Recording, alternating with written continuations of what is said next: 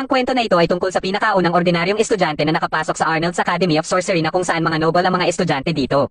Siya si Ray White at sa unang araw niya sa eskwelahan ay namangha siya sa laki nito. Habang hinahanap niya ang auditorium ay may aksidenteng nakabangga sa kanya na kaagad naman niyang nahawakan. Napahanga ito sa kanya ngunit nang malaman nito na hindi siya noble ay parang nandiri ang babae na nahawakan ni Ray ang kamay nito.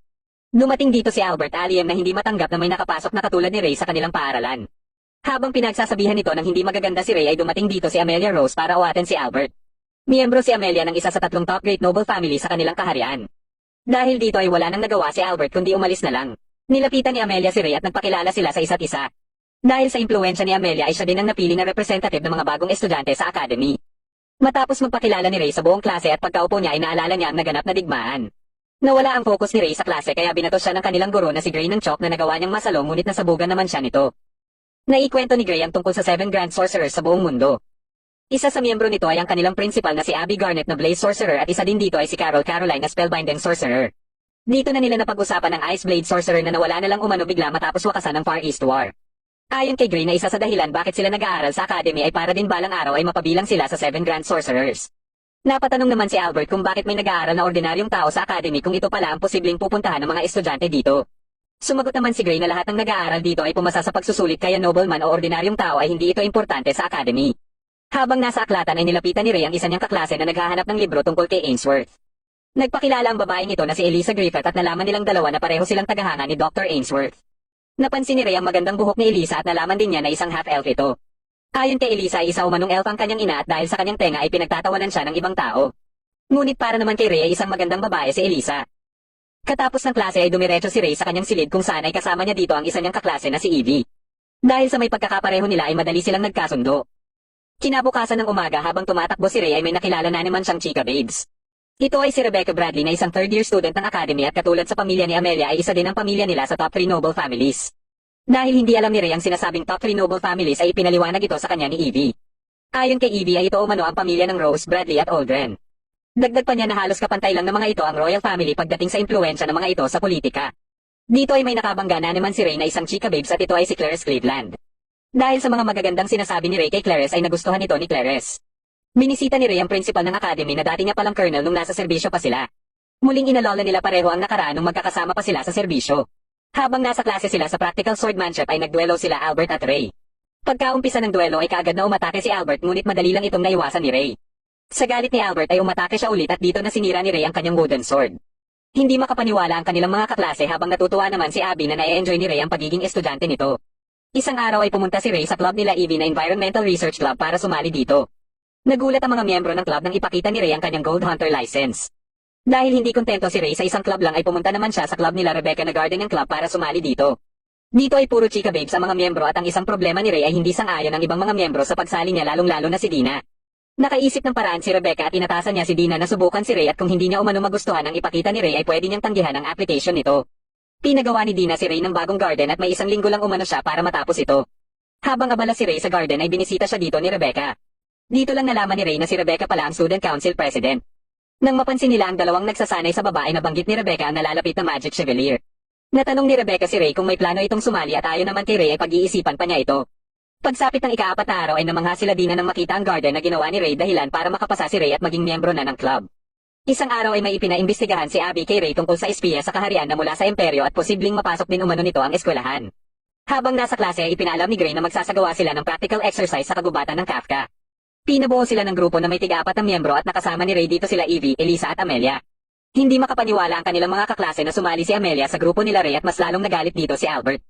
Pagsapit ng araw ng practical exercise ay ipinaliwanag muna ni Gray ang kanilang misyon at mayroon silang 24 na oras para gawin ito.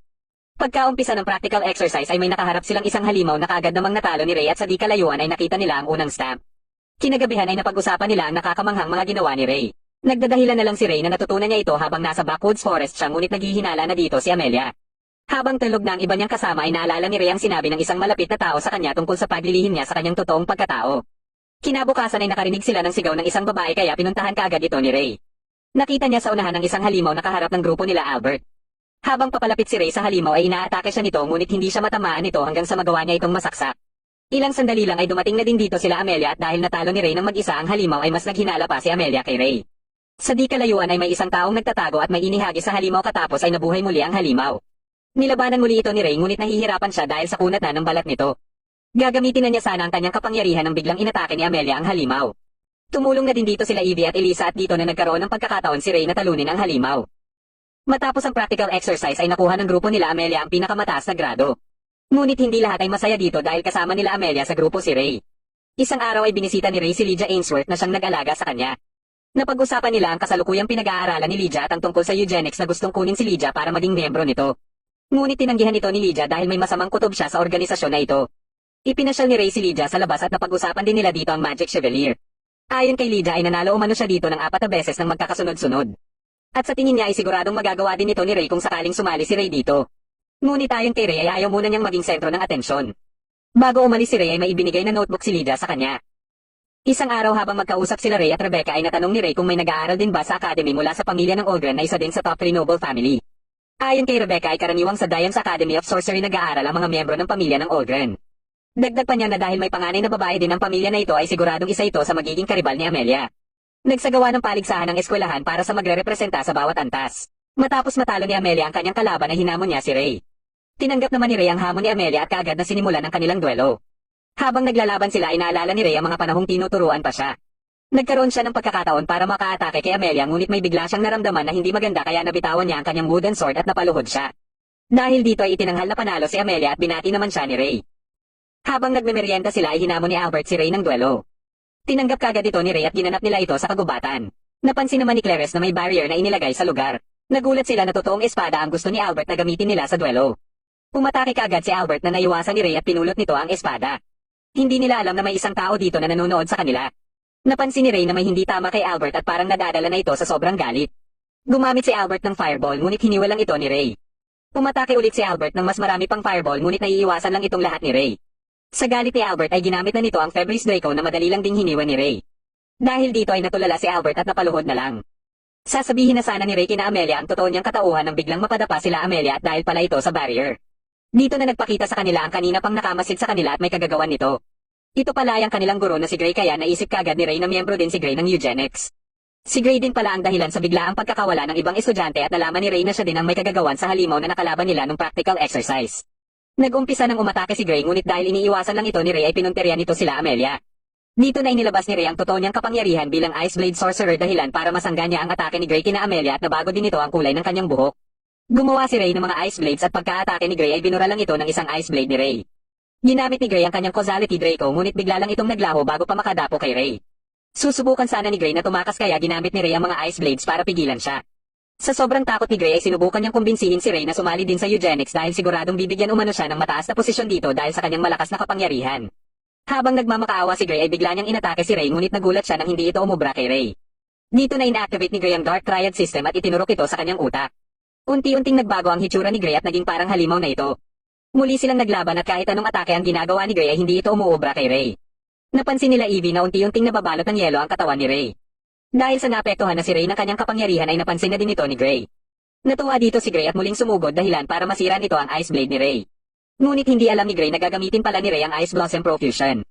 Nilamon si Gray ng buhawi at katapos ay nanigas ito na pinalilibutan ng mga bulaklak. Nang mapaluhod si Ray ay muli niyang inactivate ang Chronos Lock at dito na siya nawalan ng malay. Ipinakita dito ang panahong iniligtas ni Lydia si Ray na isang war orphan. Nang magising si Ray ay mabilis siyang napalapit kay Carol at Lydia.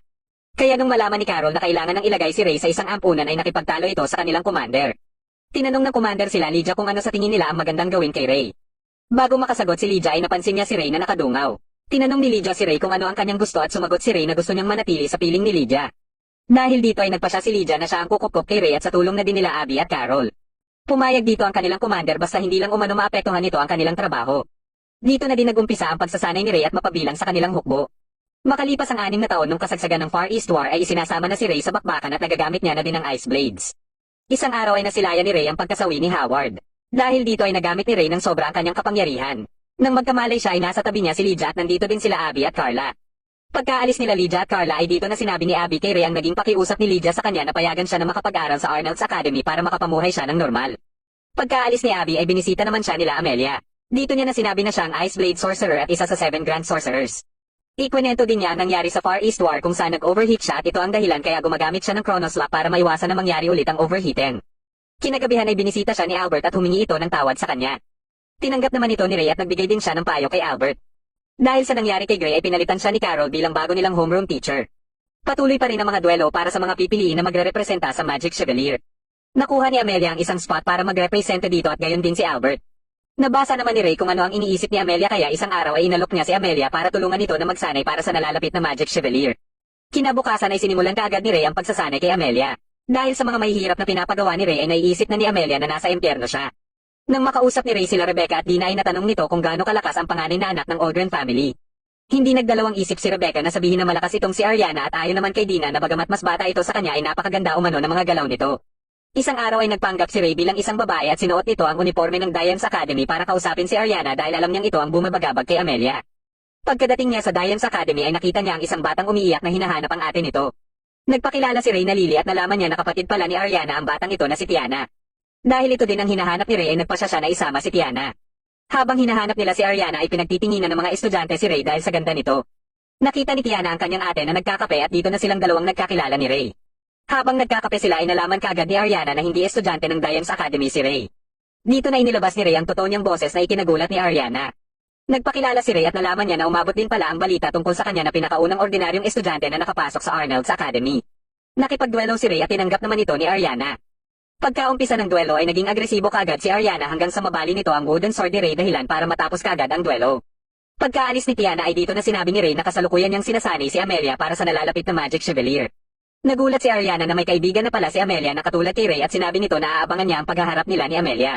Pagkabalik ni Ray sa Arnold's Academy ay nakasalubong niya ang isang babae na umiiyak. Nang muntik na itong madapa ay iniligtas kaagad ito ni Ray. Ito pala ay si Maria na nakababatang kapatid naman ni Rebecca. Gusto sanang malaman ni Maria kung ang eskwelahan na ito ang nararapat para sa kanya ngunit dahil kay Ray ay buo na umano ang desisyon niya na dito na siya mag-aaral sa susunod na taon. Isang araw ay isinama ni Ray sila Amelia sa tinitirahan ni Lydia.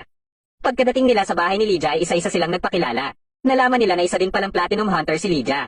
Nang magpakilala na si Amelia ay sinabi ni Lydia na gusto nitong makipag-usap kay Amelia nang sila lang dalawa. Nakiusap naman si Carla kay Ray na tulungan siya sa paghahanda ng merienda nila. Dito na sinabi ni Carla kay Ray na umaksyon na umano ang sinasabing mga Grim Reaper ng Imperyo. May hinala si Carla na may kinalaman ito sa nalalapit na Magic Chevalier dahil maraming influential nobles ang dadalo sa paligsahan. Napag-usapan nila Lydia at Amelia ang mga sulat ni Ray na may nilalaman na tungkol kay Amelia.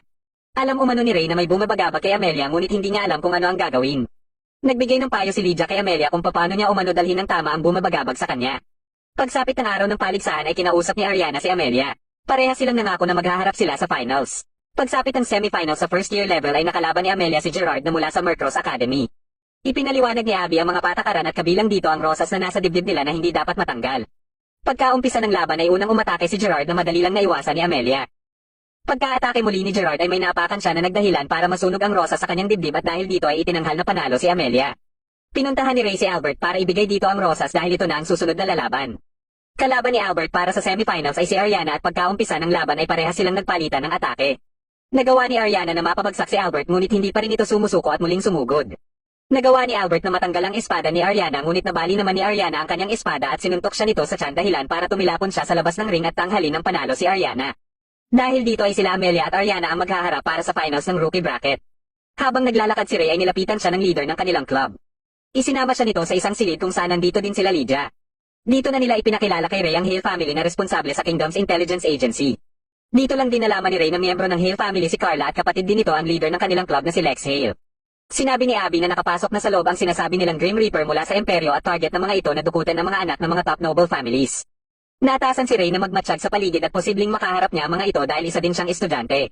Sa patuloy na pagdaraos ng paligsahan ay nakaabante na si Rebecca para sa finals. Kinausap nila Claire si Ray tungkol kay Amelia dahil hindi pa umano ito lumalabas ng silid nito at may napansin din sila sa boses nito na parang nahihirapan. Biglang naagaw ang kanilang atensyon ng katatapos lang na laban dahil natalo ni Lucas Ross na mula sa Mercross Academy ang kanyang katunggali sa loob lang ng 2 segundo. Habang paalis na sa arena si Lucas ay nagkatitigan sila ni Ray. Kinagabihan ay pinuntahan ni Ray si Amelia sa silid nito para kausapin ito. Nang makapasok na si Ray sa silid ni Amelia ay dito na sinabi ni Amelia ang kanyang nararamdaman. Nahihirapan siya na mapanatili ang imahe niya bilang panganay na anak ng Rose family. Pakiramdam niya ay parang isa lang siyang ibon na nasa kulungan at tinatanong ang sarili kung bakit pa siya nabubuhay kung ganito lang palagi ang sakit na nararamdaman niya. Biglang sinabi ni Ray kay Amelia na pipilitin niya umanong mabuhay para makasama si Amelia at dahil dito ay napagaan ni Ray ang bigat na nararamdaman ni Amelia. Kinabukasan ay ginanap na ang final match sa rookie bracket. Napansin ni Lex ang liwanag na nanggagaling sa mga manonood at nagpaalam ito kay Dina. Habang papunta na si Amelia sa ring ay ipinaalam ni Lex kay Ray ang pagkawala ni Clarice at ng 8 pang ibang estudyante. Nagpa siya si Ray na maghahanap siya sa baba habang si Lex naman ay pupuntahan muna sila Lydia at Carla. Pagkaumpisa ng laban nila Amelia at Ariana ay inihagis ni Ariana ang kanyang espada at inilabas ang kanyang kapangyarihan. Mabilis siyang nakapunta sa likod ni Amelia at sinuntok niya ito sa tiyan. Muli siyang umatake dahilan ng muntikan ng pagkahulog ni Amelia sa ring. Pagka-atake niya ulit ay dito na inilabas ni Amelia ang kanyang kapangyarihan. Nakita naman ni Ray sila Clarice na walang mga malay kaya nilapitan niya ito kagad. Nang magising si Clarice ay may nakita silang interference spell. Dito na din nagpakita ang mga sinasabing Grim Reapers. Binuhat ni Ray si Clarice at nang makalayo sila ay pinakawalan na ni Ray ang kanyang kapangyarihan. Nilabanan ni Ray ang mga Grim Reapers at ginamit ng mga ito ang interference spell ngunit ginamitan lang ito ni Ray ng anti-material field. Habang patuloy ang labanan nila Amelia at Ariana ay may napansin silang kakaiba sa kanika nilang mga kapangyarihan. Ito pala ay epekto ng anti-material field ni Ray na kaagad nalaman ni Carol. Nang patakas na ang mga kalaban ay ginamit ni Ray ang Diamond Dust at natalo niya lahat ng mga kalaban. Dumating din si Lex para asikasuhin ang mga Grim Reapers kaya dali-dali sila Ray na lumabas dito para puntahan ang nagaganap na laban nila Amelia. Inilabas na ni Ariana ang buo niyang kapangyarihan at sa sobrang bilis at lakas niya ay nabugbog niya si Amelia. Nawawalan na ng pag-asa si Amelia ngunit pagkasigaw ni Ray ay biglang nailabas ni Amelia ang matindi niyang kapangyarihan.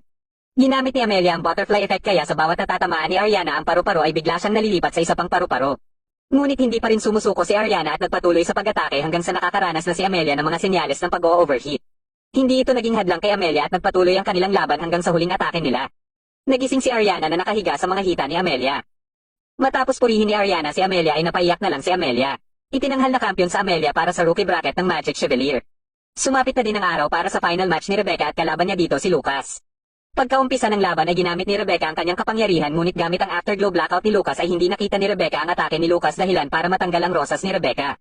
Dahil dito ay tinanghal naman si Lucas na kampiyon sa level nila. Nang magkasalubong sila Ray at Lucas ay nalaman kaagad ni Ray na si Lucas ang nagmana bilang Peerless Blade Sorcerer.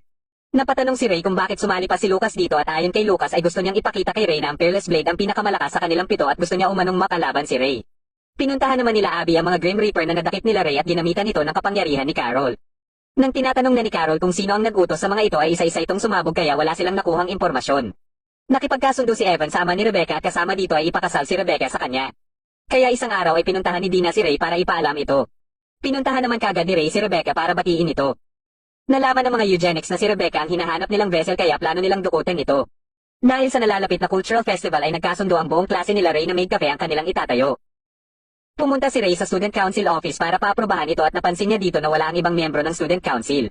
Dito na sinabi nila Rebecca na hindi na umano babalik ang mga ito dahil sa engagement ni Rebecca. Ito ay dahil ang secretary nila na si Cornea ay ang orihinal na dapat magiging fiancé ni Evan. Kaya nagmumukha ng inagaw ni Rebecca si Evan kay Cornea at suportado ng ibang miyembro si Cornea dahilan kaya silang dalawa na lang ang gumagawa ng lahat na gawain sa Student Council. Dahil dito ay nagpresenta si Ray na tumulong sa mga gawain sa Student Council.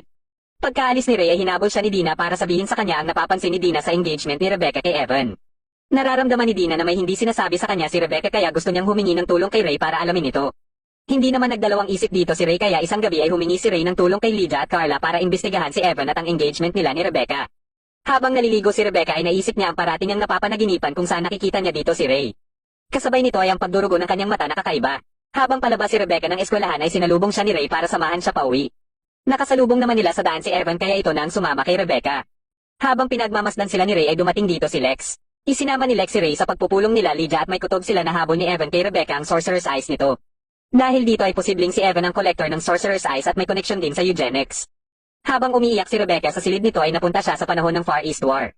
Nakita niya dito si Ray na pinipilit na iligtas si Howard ngunit dahil alam ni Lydia na huli na ang lahat ay pinilit nito si Ray na bumalik ang lakas ng loob nito dahil nasa kalagitnaan pa sila ng digmaan. Kinabukasan habang nasa Student Council office sila ay naaalala ni Rebecca ang nakita niya kagabi tuwing pinagmamasdan niya si Ray. Pumunta dito si Maria para kausapin si Ray tungkol kay Rebecca. Dahil nakikita ni Ray na nag-aalala si Maria sa ate niya ay pinangako ni Ray na proprotektahan niya umano si Rebecca. Isang gabi ay napanaginipan ni Ray ang araw ng inilibing nila si Howard. Nakita niya dito si Rebecca na tinatanong ang totoo niyang katauhan. Nang sinagot ito ni Ray ay bigla naman siyang nagising. Tumulo din ang dugo sa kanyang mata kaya lumabas siya para hugasan ito. Pagsapit ng cultural festival ay pumunta dito sila Ariana at Tiana. Pumunta din dito si Maria at nagkita sila ulit ni Lily. Habang pauwi si Maria mula sa cultural festival ay may nakasalubong siyang isang babae na may puti din na buhok kagaya niya. Sinabi ng babaeng ito sa kanya na mamamatay na umano si Rebecca.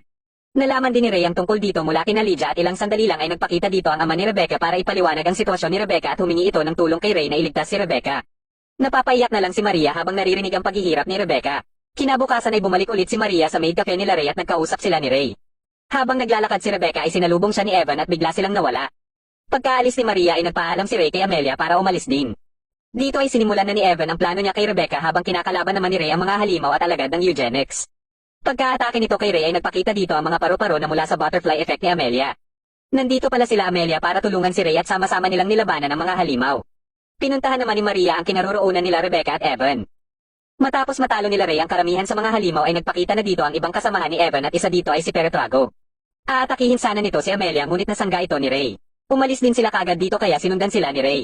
Habang hinahabol sila ni Ray ay naalala nito ang sinabi ng ama ni Rebecca tungkol sa sumpa sa dugo ng pamilya Bradley at sa pagiging krus ni Rebecca na nangyayari lang ng isang beses sa loob ng ilang daang taon. Pagkadating nila Peretrago sa kinaroroonan nila Rebecca ay dito na nalaman nila Rebecca na hindi pala ang totoong Evan ang kaharap nila kundi si Liz na siyang nakasalubong ni Maria nung isang araw. Sa galit ni Evan kay Liz ay inatake niya ito kaagad. Sa loob ng 10 taon ay nagpanggap si Liz na si Evan kaya ganito na lang ang galit ni Evan kay Liz. Plano ni Evan na marating ang sinasabing akasa at para mangyari ito ay kakailanganin niya ang krus na si Rebecca. Inatake din ni Evan si Rebecca ngunit tinanggal lang ito ni Liz. Ginamit ni Liz ang kanyang kapangyarihan para mapalayo si Rebecca kay Evan. Katapos ay ipinasok niya si Evan sa ibang dimensyon. Ilang sandali lang ay dumating na din dito si Ray. Nakilala kagad ni Ray si Peretrago dahil sa ginawa nitong pag-atake kay Amelia na may balak kainin ang engram nito. Pagka-atake ni Peretrago ay nabangga lang siya sa salamin na ginawa ni Liz. Kinausap ni Liz si Ray at nagpakilala ito na fabrication sorcerer. Sinabi ni Liz ang plano niyang ipa-overheat si Rebecca at si Ray ang magsesell nito gamit ang Chronos Lock. Nang mabasag na ni Peretrago ang salamin ay nirelease na ni Ray ang Chronos Lock at naglaban na sila ni Peretrago. Pinuntahan naman ni Liz si Evan sa kabilang dimensyon para harapin ito dito. Sa lakas ni Peretrago ay madali lang nitong nasisira ang ice blade ni Ray. Nang magkaharap na sila Evan at Liz ay sinabi ni Evan na wala na siyang pakialam sa eugenics, akasa at sa krus basta ang mahalaga sa kanya ngayon ay mapatay niya si Liz. Ginamit ni Evan ang Dark Triad system na katulad ng ginamit ni Gray. Naging halimaw din si Evan matapos itong maiturok sa kanyang utak. Pagka-atake ni Evan ay nanigas siya bigla bago pa siya makadapo kay Liz. Ginamit ni Liz ang apotheosis na naging dahilan ng mabilis na pagkatalo ni Evan. Namangha si Evan sa lakas ng fabrication sorcerer ngunit ayon kay Liz ay ang Ice Blade sorcerer pa rin umano ang pinakamalakas sa kanila na may kakayahan na mamuno sa buong mundo. Matapos mapatay nila Amelia ang mga halimaw ay akala nila tapos na ang lahat ngunit biglang nabuhay muli ang mga halimaw. Pagka-atake nito sa kanila ay dumating na dito sila Lydia para sila na ang kumalaban sa mga ito. Sa sobrang lakas ng mga Grand Sorcerers at ni Carla ay hindi sila nahirapan dito. Para sa panghuling atake ay ginamit ni Lydia ang kanyang Ragnarok. Natutulala na lang sila Evie habang pinagmamasdan ito. Habang patuloy ang labanan nila Ray at Peretrago ay inilabas na ni Peretrago ang kanyang buong kapangyarihan at inatake si Ray. Sinisisi naman ni Maria ang kanyang ate sa nangyayari ngayon kay Ray at sa iba pa dahil hindi umano nagsasalita si Rebecca sa kanila tungkol sa mga importanteng bagay. Nagawa ni Peretrago na masakal si Ray ngunit ginamit naman ni Ray ang mga ice blades kaya nabitawan siya ni Peretrago. Pagka-atake muli ni Peretrago ay ginamit na ni Ray ang Pandora. Dito na napagtanto ni Peretrago kung bakit ang Ice Blade Sorcerer ang pinakamalakas at katapos ay nanigas na siya. Muling inactive ni Ray ang Chronos Lock at bumagsak na siya. Lalapitan sana ni Rebecca si Ray para tulungan ito ngunit pinigilan siya ni Maria. Dito na nagsimula ang kanilang away at nilabas nila ang kani-kanilang sama ng loob sa isa't isa. Habang umiiyak si Rebecca ay bigla siyang nagliwanag. Nagising dito si Ray at bumalik na din dito si Liz kasama si Evan. Dumating dito sila Amelia at pinigilan sila ni Lydia na makalapit kina Rebecca dahil nagsisimula na umano ang overheating nito. Nilapitan ni Ray si Rebecca at pinaatas niya si Maria. Nang makalapit na siya kay Rebecca ay inactive ni Ray ang Chronos Lock kay Rebecca at dito na nailigtas si Rebecca. Ipinalam kagad ito ni Lex sa ama nila Rebecca at Maria. Isang araw ay binisita ni Ray si Howard at ipinakilala niya dito ang kanyang mga bagong kaibigan. Dito na nagtatapos ang pinakahuling episode ng The Ice Blade Sorcerer Shall Rule the World.